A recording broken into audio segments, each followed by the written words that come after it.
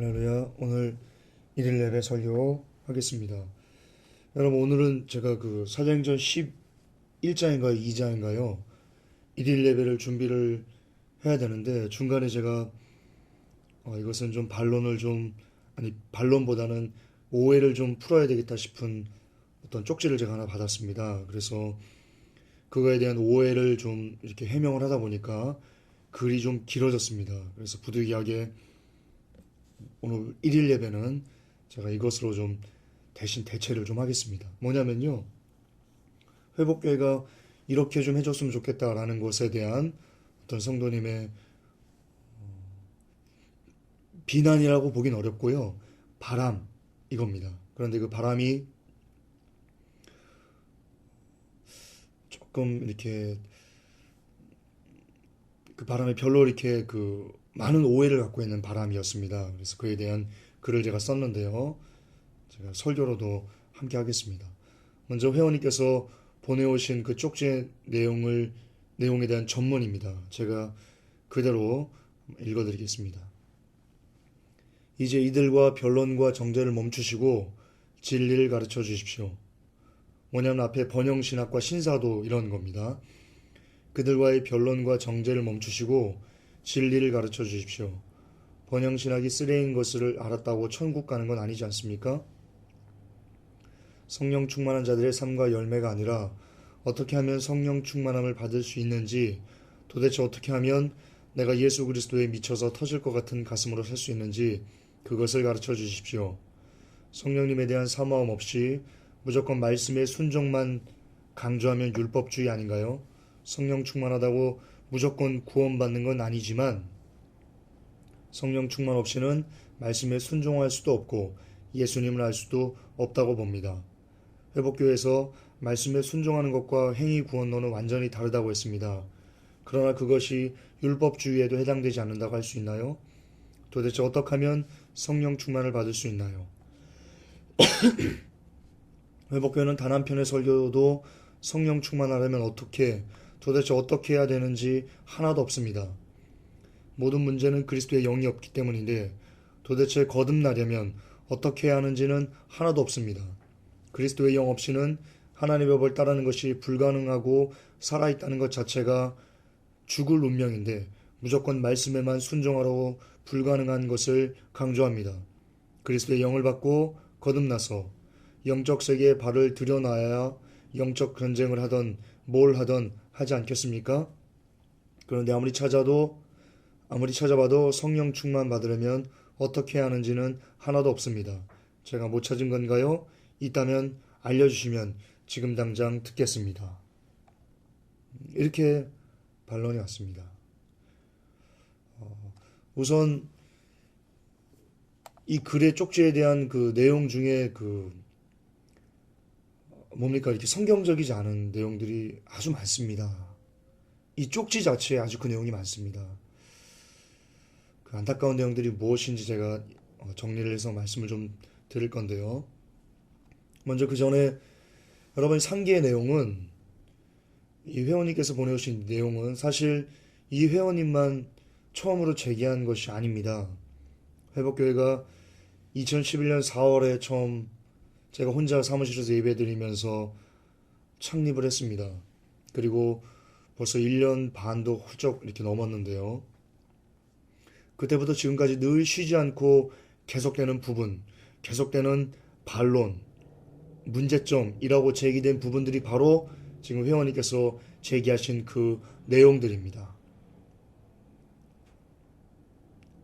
저는 지금까지 이런 반론을 보내온 분들이 다 나쁜 사람이다 라고 생각하지 않습니다. 저는 오해가 있다고 생각합니다. 오해가 있다고. 의사소통의 문제, 제가 좀 더 정확하게 전하지 못한 어떤 문제, 그리고 제 말을 잘 이해하지 못하셨던 문제, 이런 커뮤니케이션의 문제라고 저는 생각하고 싶습니다. 반론에 의한 반론이라고만 생각하고 싶지는 않습니다. 그럼에도 제가 이렇게 공개적으로 회원님께서 보내오신 글을 게재하는 것은 최근에 또다시 회원님처럼 회복교회가 위와 같은 문제를 해소해야 한다고 강력하게 지적하는 분들이 부쩍 늘어났기 때문입니다. 특히 방언에 대한 글과 설교가 나간 이후에는요, 한동안 잠잠했던 이런 공격들이 다시금 벌떼처럼 일어나고 있는 형국입니다. 그래서 이참에 회원님의 글을 제가 오해도 좀 풀어드릴 겸 나아가 의미 없는 공격 혹은 다른 이들이 이해하지 못해서 생긴 오해로 인한 불필요한 공격 등을 해명할 필요가 있겠다 싶어서 제가 공개적으로 답을 하기로 마음을 좀 먹었습니다. 저는 회원님을 모릅니다. 마찬가지로 이 설교를 듣는 분들 중 누구도 회원님을 아는 분은 한 명도 없습니다. 그러므로 회원님께 대해서 이렇게 오해하시는 것에 제가 풀어드리는 그 말씀들을 아무도 아는 사람이 없으니까요. 부디 열린 마음으로 편안한 마음으로 한번 경청해 보시면서 회원님이 가지고 오신 생각과 제가 그것을 해명해 드린 것을 비교 검토하셔서 무엇이 옳은지를 한번 나름 생각해 보시는 그런 시간을 가져주셨으면 고맙겠습니다. 그럼 시작해 보겠습니다. 우선 회원님의 글에 담긴 회복교회가 이런 문제가 있다라는 것들을 제가 좀 간추려서 좀 압축해서 한번 세 가지로 나열을 해보겠습니다. 첫째는 이겁니다. 변론과 정죄를 그만하고 이제는 진리를 전하라. 이 말에는요, 회원님은 어떤 마음이 있냐면요, 이 그냥 팩트로만요, 회복교회는 그동안 진리를 전하지 않고 있다. 죄송하지만 회원님이 그런 마음으로 이 글을 쓴 게 아니라고 할지는 모르겠지만요, 그러나 글에 나타난 그 팩트로만 보면요, 그 글 자체로만 판단하면요, 회원님은 회복교회를 늘 변론과 정죄만 하는 교회, 그리고 진리를 전하지 않는 교회라고 생각하시는 부분이 회원님 마음에는 가지고 계십니다. 그게 글로 나타난 것입니다. 둘째는요, 무조건 말씀에만 순종하라는 것은 율법주의지 않은가? 즉, 이 두 번째 글에 대한 팩트를 통해서요, 회원님은 회복교회에 어떤 오해를 갖고 계시냐면, 회복교회는 그냥 무조건 말씀에만 순종하라고 한다. 회복교회는 율법주의적인 교회다. 바리새인과 같은 교회다. 라는 마음을 갖고 계시는 겁니다. 글 팩트로만 보면 그렇습니다. 세 번째요.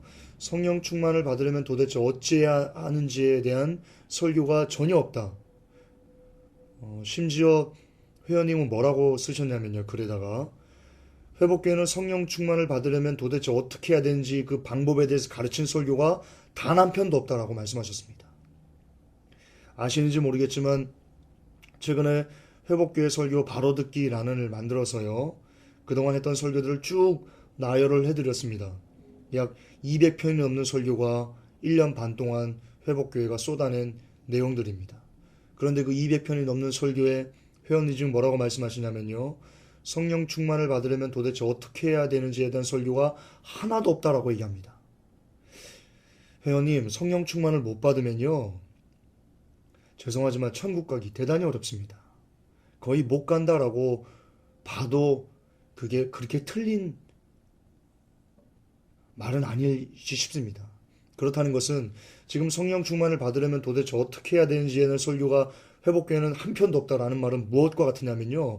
회복교회 설교는 그 누구도 영혼을 깨우지 못하는 죽어버린 메시지였다라고 말씀하시는 것과 똑같습니다. 조금도 다르지 않습니다. 그 메시지와.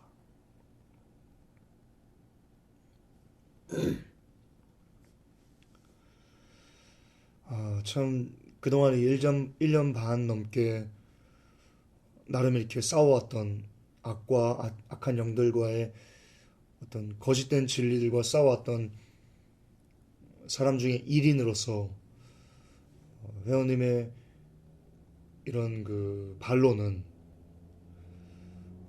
참으로 저의 마음을 아프게 하는 그런 말이 아닐 수 없습니다. 그럼 먼저 첫째, 변론과 정죄를 그만하고 진리를 전하라 라는 부분에 대한 해명입니다. 잘 들어보시기 바랍니다. 제가 예를 하나 들어드리겠습니다. 어떤 분이 암이라는 병이 걸렸습니다.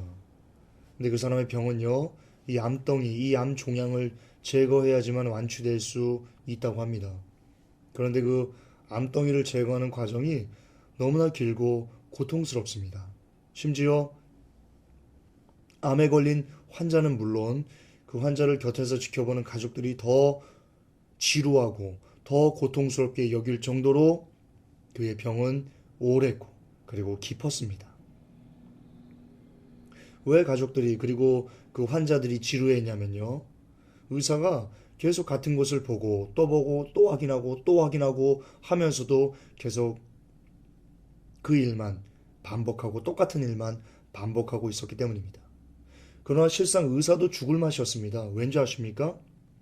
의사가 봤을 때 이 정도면 이제 암덩이가 제거됐어야 합니다. 의사의 오랜 경험으로 비춰봤을 때 이 정도면 이 정도 치료했으면 암덩이가 벌써 제거됐어야 했습니다. 그런데 이게 제거하면 또 생겨나는 겁니다. 그리고 제거하면 또 생겨나고 한마디로 환자도 가족도 의사도 모두 다 죽을 맛이 된 상태가 계속 지속된 것입니다. 근데 이 상황이 지금과 꼭 같습니다. 그동안 번영신학이 잘못됐다, 신사도가 잘못됐다, 그리고 칼빈주의가 왜 성경적으로 옳지 않은지에 대해서 비교적 논리적으로 그리고 비교적 성경적으로 성토를 했다고 생각합니다. 또 많은 특히 번영신학에 대해서는 많은 교회들이 이미 깨어난 많은 교회들이 이구동성으로 함께 힘을 합쳐서 외쳐줬습니다. 그렇다면 이제 이 번영신학이라는 암덩이는 이제 한국교회에서 사라져야 되는 것이 정상이지 않습니까? 그런데 이 번영신학이 사라지기는커녕 그 위세를 더 떨칩니다. 그리고 더 강하게 한국교회를 장악해 나가고 있습니다. 마치 암덩이가 강한 방사선 치료에도 죽지 않고 또 살아나서 나중에는 환자의 뇌까지 침투해서 환자를 완전히 바보로 만든 것처럼. 여기서 잠시요. 여러분, 회복교회가 의사라고 말하는 것 아닙니다. 비유하자면 그렇다는 것입니다. 어떤 분들은 이 설교를 들으시면 또 이렇게 반응할 겁니다. 아유, 저 김전사 저 교만한 것 좀 봐. 지가 의사란다, 지가. 한국교회는 환자고. 아이고, 누가 저놈의 저 참담한 입 좀 막아라, 좀. 이렇게 반응할 것입니다. 이미 그러고 있는 분들이 아주 많으시고요. 거듭 반복하지만 회복교회가 의사여서 이렇게 말하는 것이 아닙니다. 의사여서 한국교회 보고 너희들 이래라 저래라 하는 것이 아닙니다. 회복교회는요, 의사 대신 예수님의 말씀인 성경을 그냥 그대로 그 말씀대로 전하는 의사의 시종에 불과합니다. 그러므로 회복교회가 말하는 것이 아니고요, 성경이 그렇게 말하고 있는 것입니다. 그것을 대신 받아서, 아니 대신이라고 하기도 뭐합니다. 그냥 기록된 그것을 그대로 그냥 전하고 있는 것 뿐입니다. 한국교회는 번영신학에서 돌아서야만 합니다. 그래야지만 살 수 있습니다. 그것을 그냥 말씀대로 전하고 있을 뿐 그 이상도 그 이하도 아닙니다. 그러므로 제발 회복교회 보고 교만하다고 잘난 체 좀 하지 말라고, 그런 반대를 위한 반대는 이제는 좀 멈춰 주시기를 부탁합니다. 어쨌든 첫 번째, 변론과 정죄를 그만하고 진리를 전하라 라는 내용에 대해서는요, 뭐 그 외에도 여러 가지 드릴 말씀이 있습니다. 뭐 예수님의 예를, 또 사도 바울의 예를 좀 해서요, 그들이 진리를 전할 때 어긋난 것들과 잘못된 것들을 성토하면서 진리를 전할 수밖에 없었던 것에 대해서 성경적인 여러 가지 정황 증거를 갖고, 정황 증거가 아니고 성경적인 여러 가지 명확한 증거를 갖고 제가 왜 성도님께서 첫 번째 말씀하신 진리를 전하지 않았다는 것이 잘못되는지에 대해서 얼마든지 반론을 제기할 수 있습니다. 그러나 그 내용에 대해서, 첫 번째 질문인 변론과 정죄를 그만하고 진리를 전하라 라는 내용에 대해서는 그런 것들은 차치하고 제가 이렇게만 결론을 좀 내어드리고 싶습니다. 뭐냐면요, 아직은 안 됩니다 라고요. 아직은 안 됩니다. 아직은 변론과 정죄를 멈출 때가 아닙니다 라고요. 왜냐하면 여전히 한국교회 암덩이가 한국교회를 장악하고 있기 때문입니다. 그러므로 회복교회 성토가 멈추는 날은 이 땅에서 번영신학이 완전히 무너져서 암덩이가 더는 교회 내에서 자라지 않게 되었을 때라고. 그 전까지는 도저히 멈출래야 멈출 수가 없다고. 왜? 왜? 회복교회는 의사 선생님의 시종이기 때문입니다. 종은 주인이 하라면 해야 됩니다. 그 길이 아무리 고대도, 아무리 힘들어도, 아무리 눈물 나도 주인이 가라, 주인이 전해라, 주인이 말해라 하면 가서 말하고 전하고 그리고 매맞고 그래야만 합니다. 그것이 종입니다. 종은 자기의 일에 있어, 판단에 있어 자기의 것을 자기의 것이라 말할 수 없는 입장이 있습니다. 그런데 오늘날 의사이신 성경은 한국교회에 번영신학이 있으면 한국교회는 죽어버릴 것이다. 반드시 멸망할 것이다. 그러므로 너는 가서 나팔수가 되어라. 이 말씀을 읽은 사람들은 누구나 다가 나팔수가 되어라 라고 강력하게, 너무나 강력하게 명령하시고 계시기 때문입니다. 그러므로 그 전까지 한국교회에서 번영신학이 완전히 무너져서 사라지는 그 날까지는, 그 전까지는 도저히 멈출래야 멈출 수가 없습니다.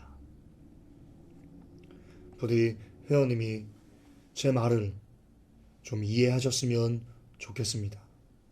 둘째 물음에 대한 답입니다. 무조건 말씀에 순종하라는 것은 율법주의 아닌가? 죄송하지만 회복교회는 한 번도 무조건 말씀에 순종하라고 가르친 적이 없습니다.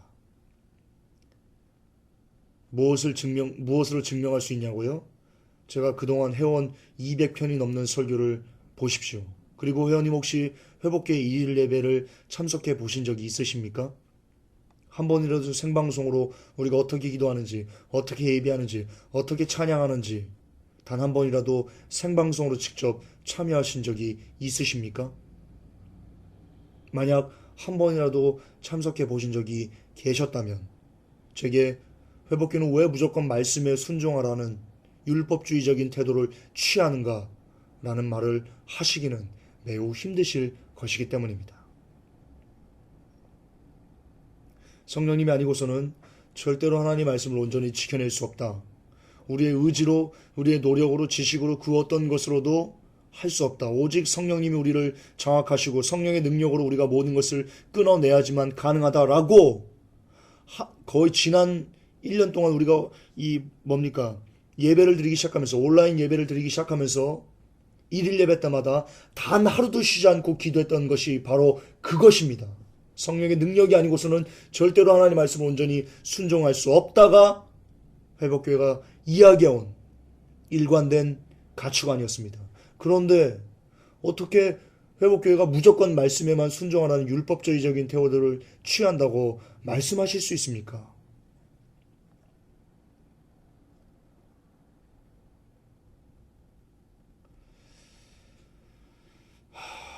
참 하지도 않은 말을 그러시면 안 됩니다. 회원님 정말 그러시면 안 됩니다.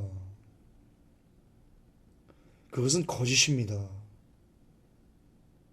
그리고 오해십니다.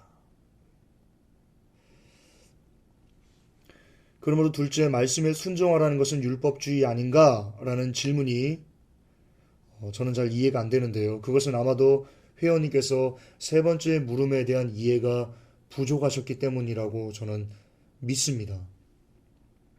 세 번째, 이렇게 말씀하셨습니다. 성령 충만을 받으려면 도대체 어찌 해야 하는지에 대한 설교가 전무하다. 전혀 없다. 한 편도 없다.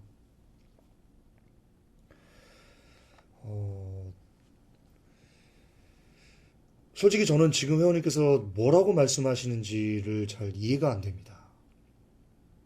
회원님은 분명히 회복교회 설교를 80% 이상 들으셨다고 저에게 말씀하셨습니다.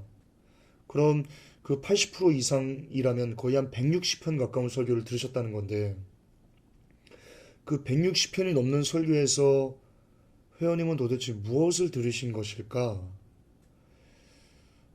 저는 정말로 좀 아이러니가 아닐 수 없습니다. 이해하기 힘든 부분입니다, 제가.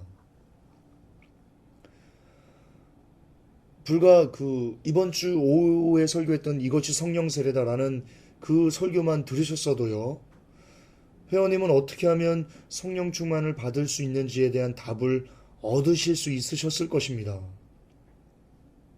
왜냐하면 거기에 성령님이 무엇인지에 대한 것을 성경적으로 제가 해명해 드렸기 때문입니다. 그러면 그것을 알았다면, 그대로 하면 성령 충만을 받을 수 있는 겁니다.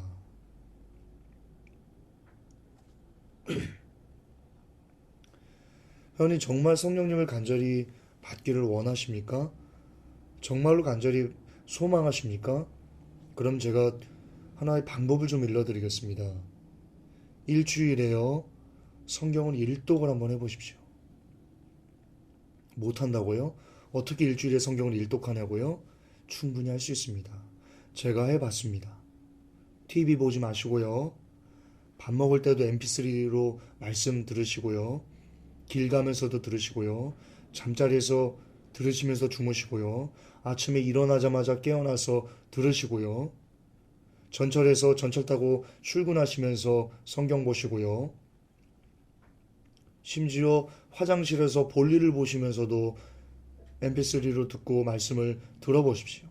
그렇게 일주일 동안 오직 말씀에만 집중해서 한번 살아보십시오. 세상과 나는 간 곳 없고 오직 구속한 말씀만 성도님과 함께 있도록 해보십시오. 정말 회원님께서 성령님을 받기를 간절히 원하시고 소망하신다면 말씀만 하지 마시고요. 직접 회원님의 삶으로 그렇게 한번 살아보십시오. 그러면 성령 충만을 받으실 수 있습니다. 왜냐하면요, 제가 이것이 성령 세례다라는 설교에서 성령 세례, 성령 사역의 핵심이 성령님이신데 성령님이 무엇이라고 말씀해드렸습니까? 성령님은 말씀이시라고 제가 설명을 해드렸습니다. 고로 성령 충만 받으려면요, 다른 길은 없습니다. 말씀으로 회원님이 충만해지시면 됩니다. 왜? 성령님이 말씀이시니까 성령님으로 충만하려면 말씀으로 내가 충만해지면 됩니다. 그러면 성령 충만 받는 겁니다. 그동안 너무나 많은 한국교회에서 성령 충만, 성령 세례, 성령 사역 이러면 막 이런 신비적인 머리 막 부들부들 막 떨고 막 희한한 울랄랄랄랄라 막 방언에 썩고 막 넘어지고 자빠지고 막 이런 이상한 희귀 망측한 것만 그동안 가르쳐가지고 성령 충만이 무엇인에 대한 의미를 몰라서 성령님이 오해하신 거지요. 그동안 지난 1년 반 동안 말씀으로 충만하라고, 오직 말씀으로 충만하라고, 미신듯이 말씀의 세계로 들어가서 그것으로만 살 길을 찾으라고 한 것은요, 지금 뭘 회복교회가 그동안 외쳐온 거냐면 성령 충만 받으라고 외쳐온 것과 똑같다는 겁니다. 그런데 회원님이 오해하셔서 그동안 너무나 잘못된 성령 충만에 대한 개념으로 깊이 잠겨 있으시기 때문에 성령 충만을 받으려면 도대체 어찌해야 되는가에 대한 설교가 회복교회는 전무하다라고 말씀하시는 겁니다. 오해하시는 것입니다. 제가 예를 들어볼까요? 이게 무슨 뜻인지. 회원님께서 제게 회복교회에 어떻게 오냐고 물어보셨습니다. 그렇게 물어보셨다고 한번 가정해 보십시다. 그래서 제가 말씀드립니다. 원당역에 오셔서요, 몇 번 버스를 타고요, 몇 정거장 오시다가 안내방송이 뭐가 나오면 거기서 내리시면 밑에 오면 부동산 밀집 지역이 있는데 거기 오시면 교회가 있습니다. 라고 제가 160번 회원님에게 일러드렸습니다. 160번이나. 아니, 외웠습니다. 제 말과 톤까지 성대모사를 할 정도로 외우셨다고 칩시다. 그렇게 160번 이상을 들으시고 나서 회원님이 제게 이렇게 이야기하신 겁니다. 아니, 다른 사람들이 가서 얘기하는 겁니다. 회복교회를 어떻게 가는지에 대한 안내가 나는 전혀 받은 적이 없다. 이러면 이렇게 말씀하시면 160번 동안 말씀한 사람은 뭐가 됩니까?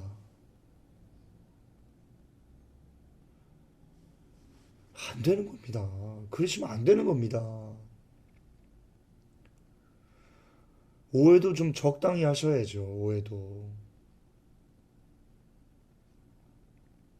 오해를 넘어서 오해를 하시면요. 성도 간에 미움이 싹트게 됩니다. 적당한 오해, 이해할 수 있을 만한 오해, 그런 것들이 성도와 성도를 더,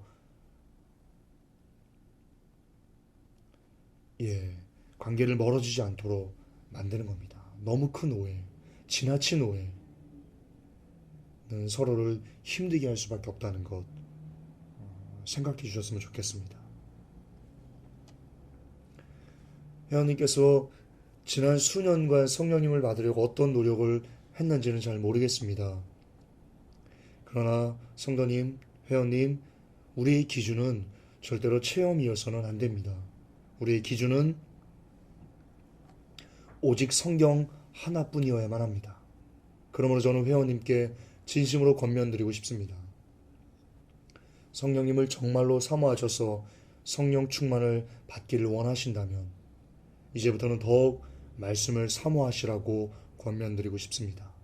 그 길 외에 말씀을 사모해서 날마다 말씀을 읽고 날마다 말씀을 묵상하고 날마다 말씀에 푹 빠져 사는 것을 택하시는 것 외에 성령 충만을 받으려고 애쓰는 것은 뭐 무슨 이상한 기도원 가가지고 어떤 목사님들이 불 하면 그거 받고 몸을 떨면서 그런 식으로 성령 충만을 받으려고 하는 것은 헛된 몸부림이다 라는 것을 말씀드리고 싶습니다. 왜냐하면 성령님은요 말씀이시기 때문입니다. 따라서 기도와 말씀에 집중된 삶을 살지 않는 이들에게는 성령님은 절대로 임하시지 않으십니다. 그러므로 성령 충만을 갈망하시는 회원님에게 해드릴 수 있는 저의 조언은 오직 단 하나입니다. 말씀을 사랑하십시오. 아멘. 이 말뿐입니다.